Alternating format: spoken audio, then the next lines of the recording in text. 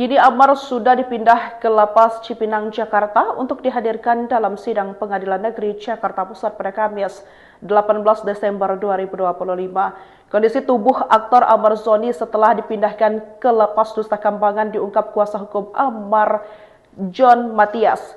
Mantan suami artis Irish Bella itu disebut John menunjukkan perubahan yang signifikan. Berat badan dari Amar kini telah turun sebanyak 15 kg.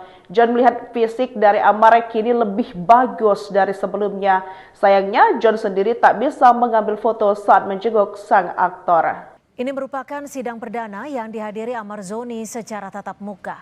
Sebelum dimulai, Amar sempat bertemu dengan keluarganya, bahkan berpelukan dengan kedua adiknya, ibu angkat, serta kekasihnya. Amar Zoni dan 4 terdakwa lain hadir dalam sidang dengan agenda mendengarkan keterangan saksi. Sebelumnya dalam sidang pembacaan nota pembelaan, Amar Zoni hadir secara daring dari dalam rutan.